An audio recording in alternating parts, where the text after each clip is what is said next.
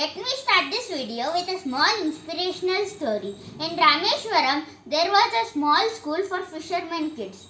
This school didn't have a single bench nor a blackboard. Teacher Subramanyam Iyer had newspaper as the only teaching aid. He used to read the newspaper and explain it to his students.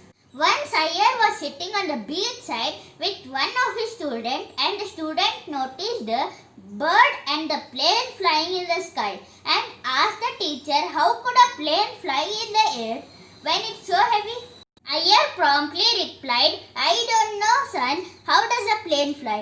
I have never seen a plane nor visited the airport, but I would like you not only see one but build one and fly it to the moon."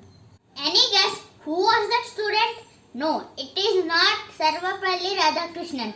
It was APJ Abdul Kalam. A child can become the President of India, or a child capable of being the President of India could end up being an attender. It's the teacher who shapes up the life of the student and also the future of the country.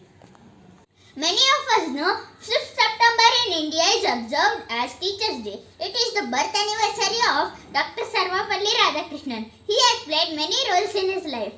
A teacher, philosopher, author and a politician. He was Independence India's first Vice President and second President.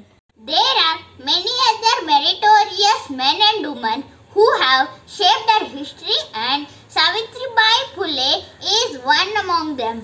Women of the Indian society are not aware of the greatness of Savitribai Phule, who dared to pursue the noble profession of teaching in a dark age.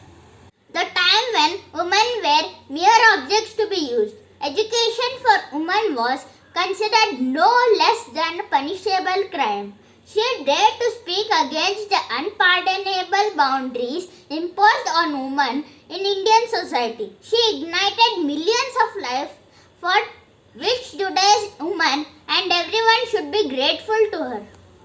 Savitribai started the feminism struggle for Indian women when the word wasn't even known. Savitribai Phule was a trailblazer in providing education for girls and for ostracized portions of society. She became the first female teacher, the first headmistress, and one of the first Indian women who taught Dalit, tribal, OBC women, Adivasis and Muslims. Savitribai Phule was a prominent Indian social reformer, educationist and poet who championed the cause of women's education and empowerment in the 19th century. Many of her poems were about the need to get educated. In one of her Marathi poems, she urges her fellow beings to awake, arise and educate. Smash traditions, liberate. Savitribai Phule, along with her husband Jyotirao Phule, were instrumental in improving women's rights in India during the British rule. It is important to understand the milieu in which the young Savitri grew up. Public education was yet to emerge, and there were only a few missionary schools which were open to all. Brahmins were only the caste group that received an education and could take a lead in setting up schools. Jyotirao and Savitribai Phule recognized that education was one of the central planks through which women and depressed classes could come empowered and hope to stand on an equal footing with the rest of the society. They opened a school for women. It was the country's first school for women started by Indians. Her journey was not an easy one. At that time, the idea of teaching girls was considered to be a radical one. People would often throw dung and stones at her. As she made her way to the school, Savitribai simply changed into the spare sari she carried with her every day and continued on her journey. Later, Savitribai set up 17 more schools. She remained committed to her mission to educate girls and rewarded them with stipend to curb dropouts. The school's curriculum was different from what was taught by the Brahmin teachers in their home schools. It included mathematics, science and social studies instead of Vedas and Shastras. The teaching methods at their schools were believed to be better than government schools, and soon the number of girls enrolled in Phule schools outnumbered that of the boys in government schools. She was among the first to understand the importance of English language as a vehicle to emancipate the lower castes. They also established two educational trusts, the Native Female School Pune and the Society for Promoting the Education of Maharaj, monks and many others.